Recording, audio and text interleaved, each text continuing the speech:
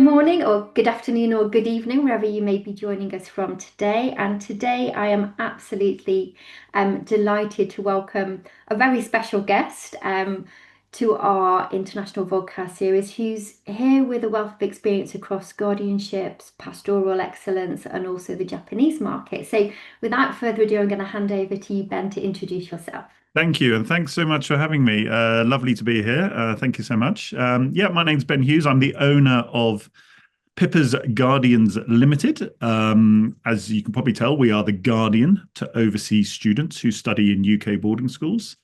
That is the primary business for Pippa's Guardians, and we have been the educational guardian for overseas students for 27 years. We also run camps, half-term camps, and summer camps. We have students coming to the UK this weekend coming. And more recently, we've been hosting boarding school fairs in Tokyo, in Japan. So we are bringing boarding schools to Japan to meet with lovely Japanese families who are looking for UK education.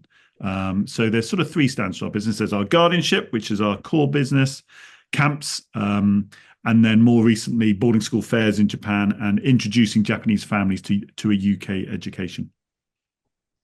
Wonderful. Thank you, Ben. Right, if we dive straight into kind of the longer term placement, we will touch also on guardianship, of course, camps, summer camps in particular as well.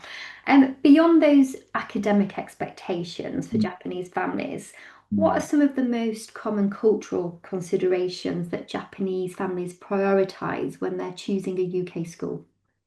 Interestingly, with the Japanese market, my understanding is academic success and university destination is important. Don't get me wrong. Okay, they are looking for schools that have a proven track record of getting their students into good universities. But my feeling is it's less of a consideration than other Asian markets. They are looking for good pastoral care. They are looking for UK boarding schools with healthy numbers of English children as well as other nationalities, as well as academic success. So they are not just looking for boarding schools that all they do is deliver the A stars and Oxbridge. They are looking for a bit more of a well-rounded package.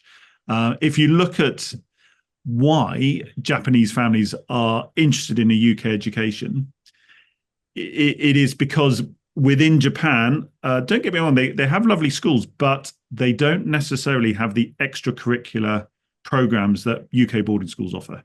Okay. So in Japan, you will typically go to your school and you will study very hard, I'm sure. And then typically, and this is the norm, this isn't just one or two families who want excellence. Typically, you then go to a second school. Okay, so an after school. And that might be, say, from 3:30 in the afternoon till 7, 8, 9, 10 p.m. So the premise being is these children work extremely hard throughout the day. They have extremely long days, and it's based on academics. And they do this not because they want their children studying 12 hours a day. It's more because they're competitive. These schools are super competitive. You know, to get into these good high schools, good secondary schools, and then good universities, it's tough. You know, you've got to be at the top of the class. It's super competitive, and therefore these children are studying hard to get into their chosen school. Yeah, sorry. Go on. Sorry to interrupt there, Ben, but when you talk about the after-school school, from my experience of being in Thailand, exactly the same. And their after-school school was still academic. Yeah. Is it the same Yes. in Japan? Yeah. Right. Yeah. Okay. Yeah. So completely. So the job of the after school is academic success. So then they look at our schools and they look at a school like Moreton Hall and they go, academically brilliant, we're here. They can teach my child, they will prepare them for university. But then they're looking at what does a school like Moreton or other schools offer outside of the classroom. And that is really of interest to them. They see the beautiful playing fields, the Shropshire countryside, I'm sure, the blue sunny skies every day. And they can see that it's more peaceful, beautiful surroundings, more relaxing. And that, yes, there's academic success, but also there's extracurricular opportunities for their child, which they're not getting in Japan. And my feeling is there's a whole sort of new generation of parent coming through Mm. who have been through this system in Tokyo and they don't necessarily want it for their children. So if they have the means to send them to England, even with our VAT, if they have the means to do it, that is very attractive to them. Yeah, so they are looking for much more than just academic success. This is my experience so far. And that obviously has synergy in terms of the UK educational perspective. If we always look to the end game, which most families are looking to, no matter how young their students are, the university place. Mm. And there's so much more emphasis on university places being, okay, well, beyond your A stars, before your high performance grades, what Mm. can you bring to the university? How have you got involved in your super curriculum? So if you want to do medicine, have you gone to lectures? Have you done work experience? Have you had a go at music? Are you involved in any teams, even if you're not in the first team? So the emphasis really in terms of it's always about well-being and putting the child at the centre, but there is actually an academic synergy to studying at, your top universities. They are looking beyond the classroom. So it's really refreshing to hear that Japanese families are perhaps, like you said, the new generation of parents buying into that, aware of that, whatever level that might be on. Hopefully, we'd hope it's balanced with well-being, but it's so important. And we talked about league tables and results and stats, but the stats also show that well-being, holistic provision is also equally important to getting to those best universities now anyway.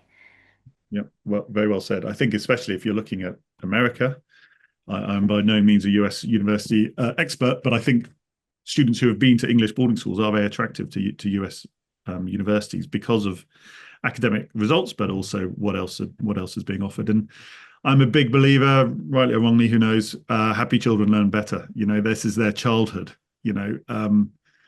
If you have the opportunity to come to a school where you will study hard, don't get me wrong, but you can do it in an environment that's where you're happy, where you're calmer, where you're doing things that are of interest to you outside of the classroom.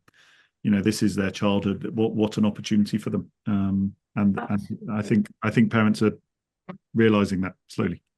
And we've just put a lot of thought into, I know that websites will all show our missions, visions, and values, but into the real meaning of what that is. And when agents or guardians come to visit us, as you have it, it's how to capture that. And we bounce lots of words around, and the lovely feedback is always authentic. You always want to have an audience. If we have someone from Japan, we would put you in front of a Japanese student to really feel that. But in the end, we went with embrace, achieve, and enjoy. And we kept coming back to joy or joyful or enjoy.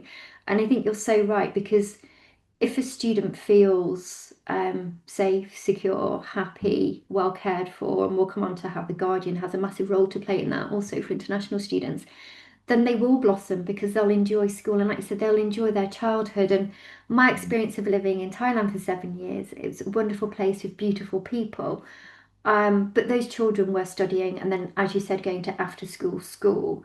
And, there's childhood there as well. And it's having that cultural sensitivity and respect for different cultures and to, of course, work with families from other countries, but also not being afraid to raise your head above and say, but this is actually going to be much better for them in the end. And they get to enjoy their childhood at the same time, which is so important. I completely agree. I think the challenge being so when I was at my boarding prep school, we had Thai children arrive. When I was 10 years old. It was a very small prep school, and they thrived. They had a great time. They enjoyed it, and they went on to lovely senior schools. And I'm still in touch with a couple of them now, Oh, which I love. And we used to host them as well. I think the challenge is not so much the children. The children seem to be fine. It's hard. Coming to England, new culture, bad weather, terrible food, but they get used to it and they make friends and they enjoy it. yeah. It's the compromise is poor mum and dad, sat at home wherever they are in the world, worrying themselves silly about their children. And it's not for everyone. It does take a lot of courage, I think, to send your child to the other side of the world, especially the younger ones. But they seem to do really well, and they do get to go home an awful lot. But I do think it's a lot harder for mum and dad. That is. Yeah, absolutely. And obviously from cultural Mm. perspective, sometimes, we go back to that idea of the cram school and fitting everything, and it's fiercely competitive in their home country. Do you often find yourself having to educate families that if they are over in the UK, they're not going to be chained to their desk from 8 o'clock until 5 o'clock. And actually, we actively encourage that they're not. How do you deal with families and that mindset?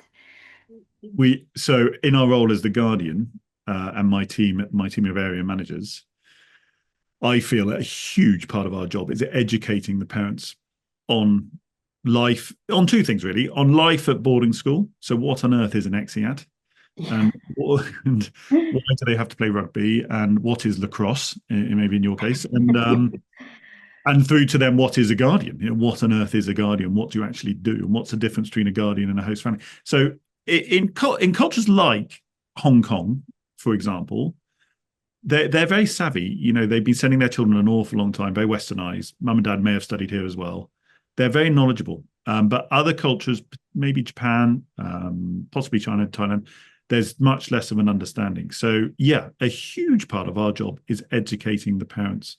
And we receive a huge amount of inquiries from our families asking about boarding schools and why is my child doing this, or what does this mean, or who can I speak to about this, because the knowledge just isn't there. And Mhm. it's hard enough for English families, who are 40 minutes down the road. My daughter's going to boarding school in September. It's hard enough for them, and their understanding, let alone a family the other side of the world who, let's be honest, probably doesn't speak English and may or may not have been to UK boarding school themselves. So educating the parents about what lies ahead for their child and then supporting them once they're here and educating them is a huge, huge part of the guardian's role, and I suspect for the boarding school themselves as well.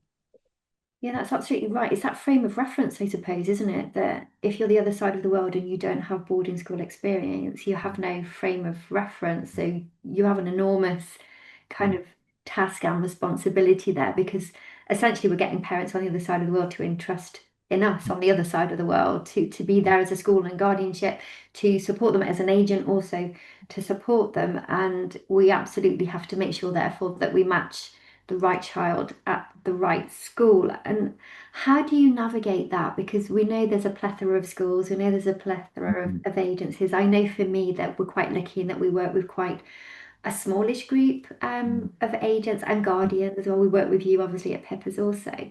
And it's something we're very passionate about, that we keep those strong and tight relationships. And it's very much about the ethics mm, that we all deal with. But how do you even start that journey of I suppose once you've got your parents on board with the mm, British education system to mm, then go ahead with finding the right school for the mm. right Japanese Yeah, student?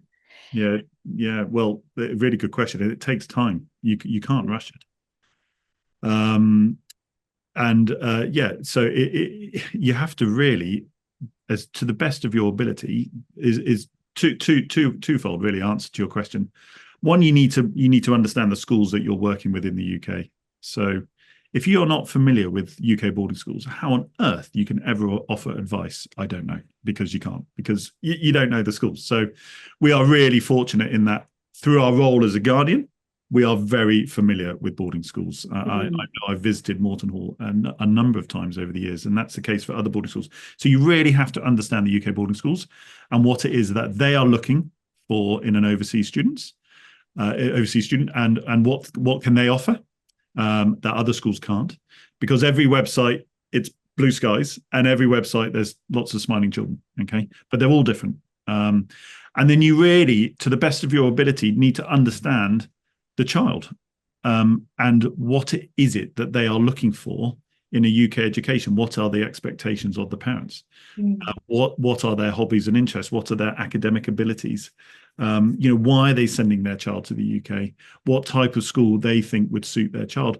And so you do your due diligence and you get to know them as best you can. And it really does take time. We've got a team in Japan who do this. So they sort of mm, profile the child, and we build up relationships. We look at their school reports. We test them ourselves academically.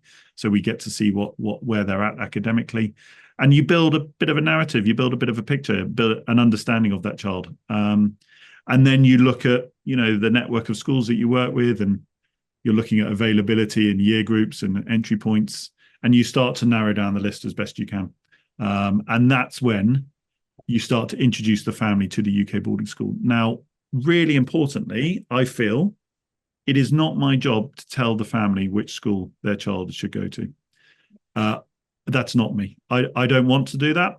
Um, my job or our job at Pippa's, because there's a team of us, we introduce the family to the school, and then we make sure the family come and visit. How on earth can you spend £60,000 a year, whatever the fee is, and you don't visit the school? It's madness. So come and look at the school. And to be frank, I don't really care if you're busy. Come and look at the school because you're choosing. I'm not choosing. And then obviously up to them, Morton or other schools to entertain and engage with that family and give them a great tour. And then they go home and they come to us and say, these are the schools we're now interested in applying to, and then preparing them for the entrance test and holding their hand through to a successful application. Yeah. And I think that's so important. The visit, as you said, you understanding the school, the parents absolutely coming to visit the school. I think also not least to see if they like the school and the key stakeholders and the setup at the school, but also so when they are back home, they can envisage and imagine, okay, yeah, this is my daughter in the canteen because they've got a frame of reference. We go back to that idea that they're building a completely new frame of reference there. And I know having worked with your team in terms of Japanese students, the due diligence is so important. I know, for example, I can feel really assured that even at the stage that, we've got the student with us and I'm doing an online interview, that due diligence has been done and pretty much the right student, should they choose Morton, has been put in front of us as Mm. well. And obviously, we then have our layer of due diligence in terms of our triangulation of testing and interview. But that triangulation, a really important part of it, is the family visit and to put them in front of the principal and for them to trust in us also. And I think you're absolutely right. I'm always very honest to the point that our websites, our jobs are to say that our schools are wonderful. We truly believe that, but it has to be the choice of the family because putting the wrong child in the wrong school is just going to have such devastating effects for the child, for the relationship between agency and guardianship with the family, and then between us and agents as well. We just want to avoid that at all costs. So, in terms of your advice to perhaps other agencies, I don't know if they're a new setup or something, what would you say are the key points to the due diligence side of things? Get to know the UK schools as best you can. Visit as often as you can. Get to understand their qualities, characteristics. And when you engage with registrars, that the applicant you're placing in front of the registrar is relevant to their school.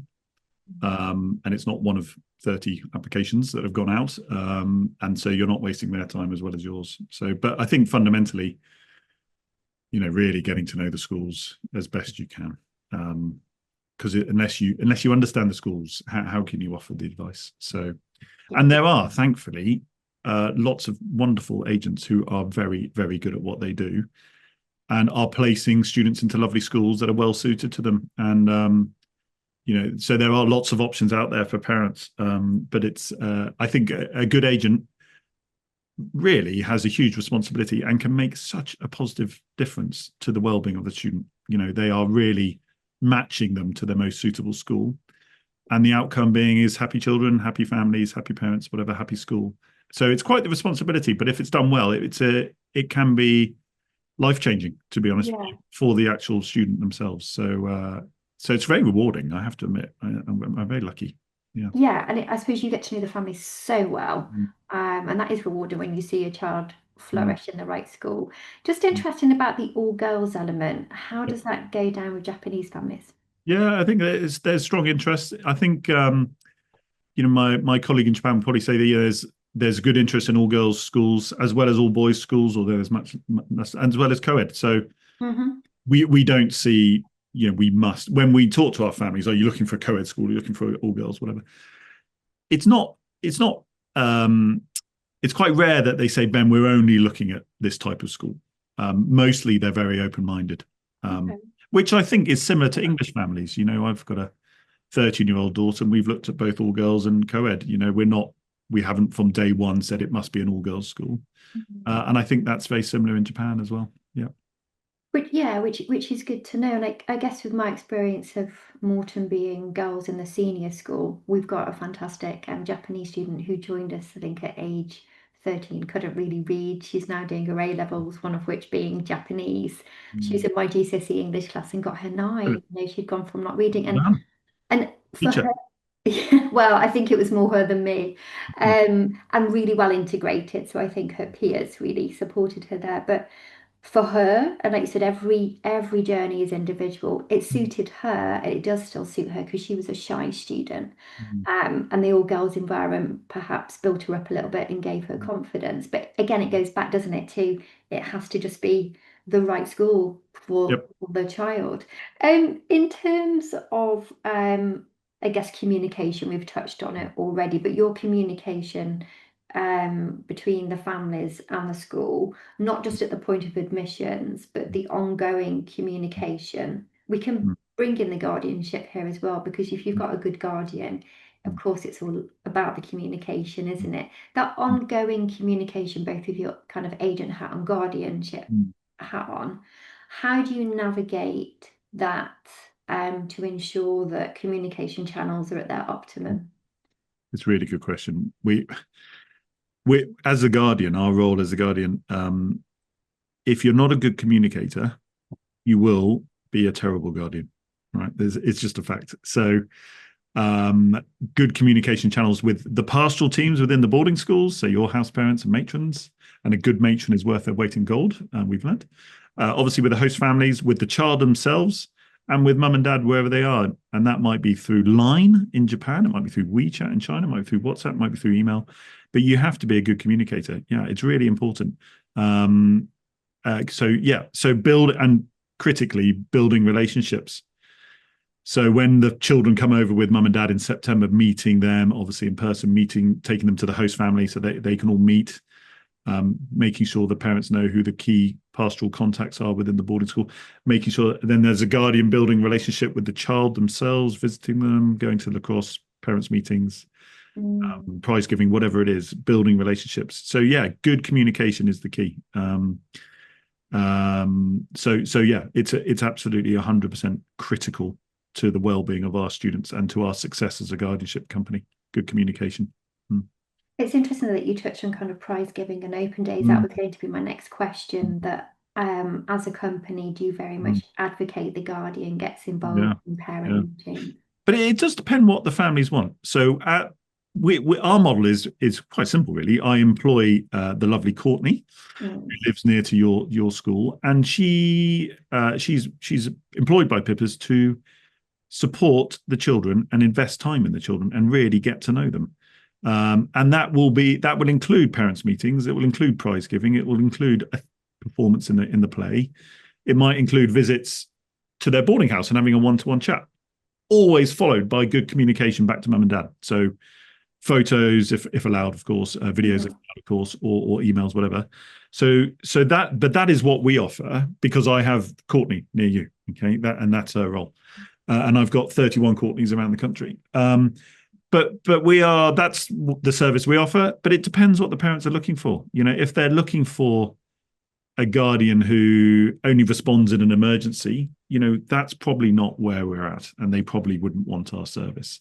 And like any industry, you've got a full range of services, you know. So it really depends what the parents are looking for.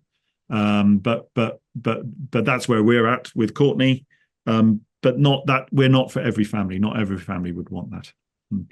I think it's just important to have it available, isn't it? Because, having a presence and having that investment, I don't mean financial investment, but having that interest, Mm. um, open day, not sorry, open Mm. days, speech days, Mm. parent evenings, which international families can't get to. Of course, we can try our best to do things remotely with Mm. parents as well, but it you can see that it is of benefit to Mm. international students having someone with them.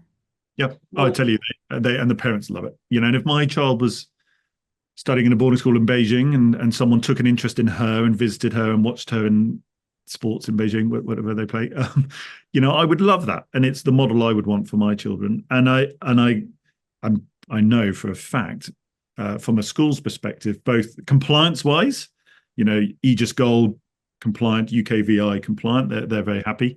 But your house parents, what are they looking for in a guardian? Well, someone who actually cares, Yeah. is available, is responsive, and takes an interest in the child, not lives 3 hours away and responds only in an emergency if they're not on holiday.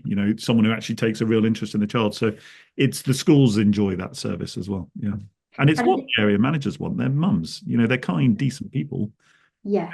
They don't want to, they want to get to know the kids and to make sure they're happy and settled and cared for.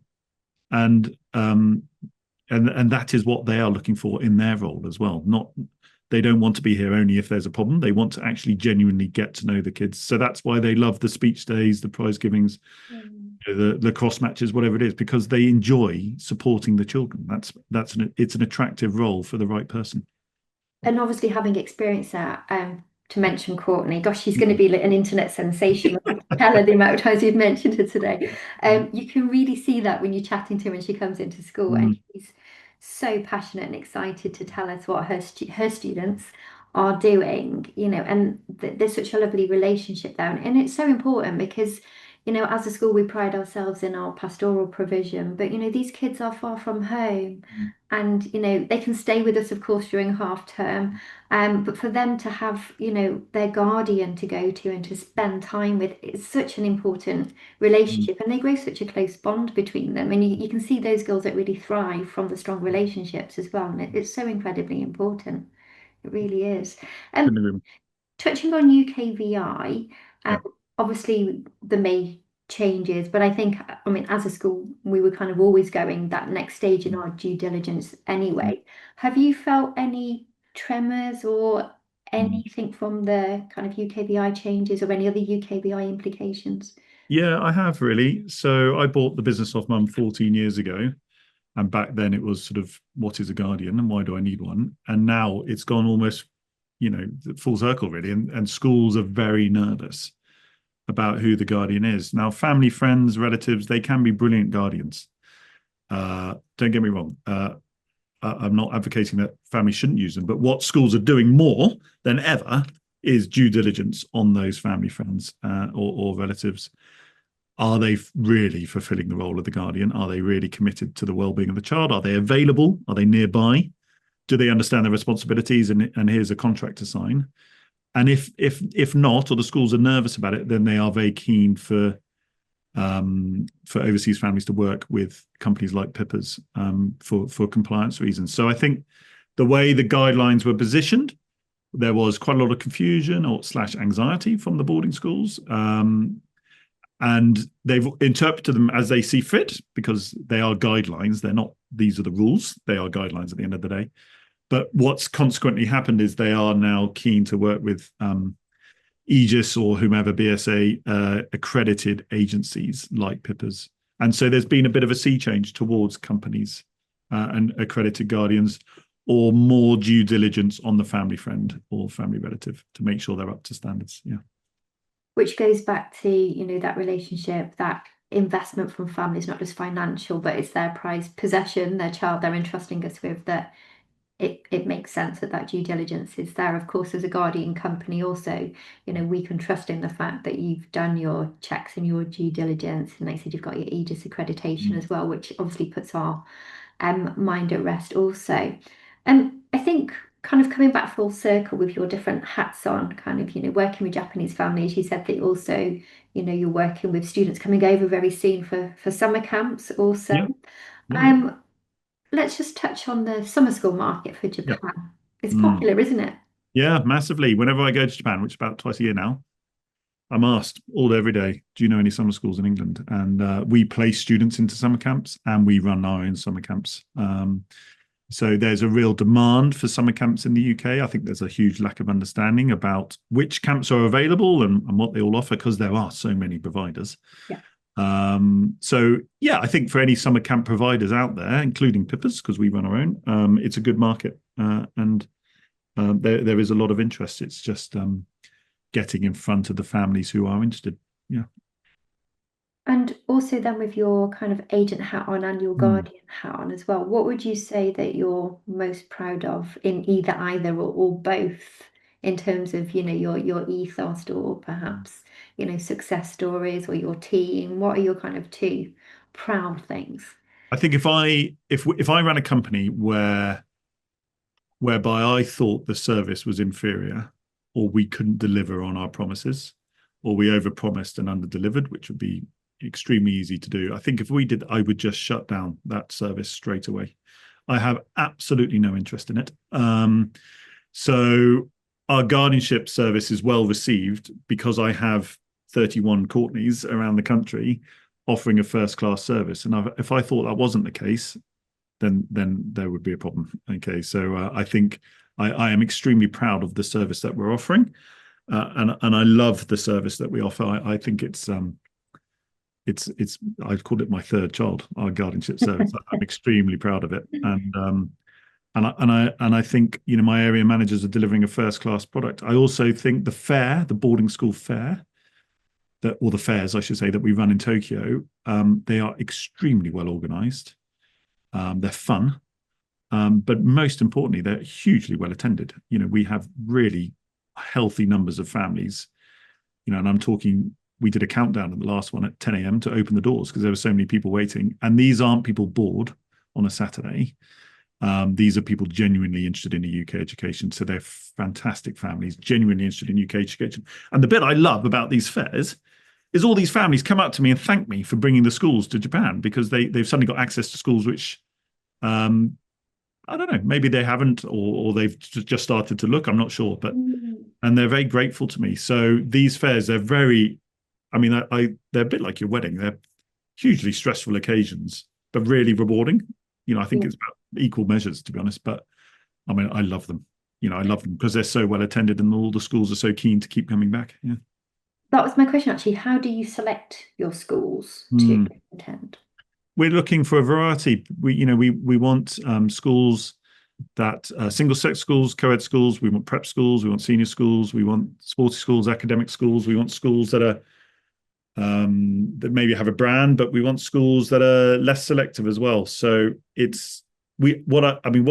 could just take a certain type of school every year. It'd be very easy, but you need a variety of schools to come to cater for the different needs of the parents. So to answer your question, it's schools I have a relationship with, schools that I think would be suited to the Japanese market, and then that sort of healthy variety as well. Yeah. Fantastic. Yeah. I think we've covered everything. Good. So thank you so much, Ben. That was really insightful and some really fantastic kind of tangible advice there. Mm. And there seems to be great synergy with the fact that you've got kind of the guardianship background that you've obviously inherited from family in terms of the guardianship ethos and the agents and the fact that you said you attended a prep school with international students and Mm. your daughter's just about to Mm. go off to school as well, that probably really gives families an awful lot of confidence And in. we've been a host family for the last 2 years.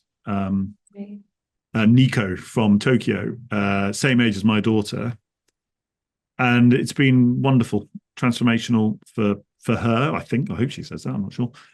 She likes our roast Sundays, but great for us as a family.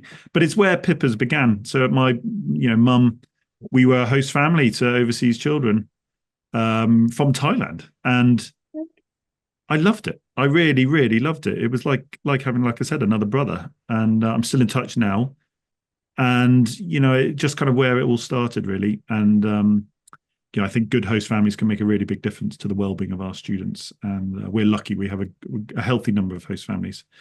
So that's sort of where it all began. And I love the fact that we are hosting, and I bring my children to Japan.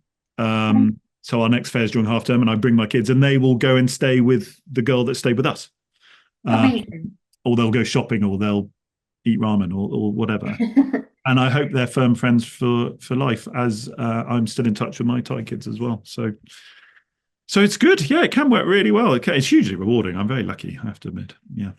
And I think opening up cultural understanding and sensitivity and appreciation in the generation, my son's 15, your daughter's a similar age, it's so important. And providing this platform that you do with all your hats on, it's just so important for kind of the global Mm, positivity of the future also. And I think it is about authentic relationships, mm, relationships with schools, relationships with families and you as well. And it has to be because we're dealing with mm, children, it has to be with them at the centre and it's so mm. important. So I think just my last point I'd like to make is, as an agent guardian, we always talk about the benefits to overseas children coming to UK boarding schools. They learn English, make friends, go off to lovely unis. Well, I tell you what's healthy is when you're in a boarding school like I was, and overseas children join your school. And ours were Thai, and we had Japanese children. How they found our school, I have no idea, but I was 10. But the experience I had was so healthy, to suddenly mix with overseas children. I was like, well, who are you? And what on earth are you doing here? And I loved it. And I think it's extremely healthy for our schools to have overseas children in them for our English children as much as anyone else.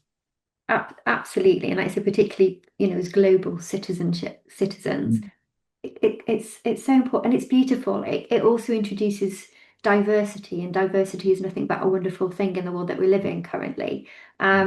So yeah, I guess we're both very lucky mm, to work in this wonderful sector as well. Busy, but we like mm, busy because we're busy providing to those families who are trusting in us. So mm, it's so lovely to have the time and space to chat to mm, you. I could chat to you all mm. day Yeah, long, but sure. thank you so much for My joining pleasure. today. And Thanks for yeah, inviting me. Enjoyed it. you're so welcome. Okay, Mm. we shall speak soon. Take care. Okay. All Bye right. bye. Bye bye.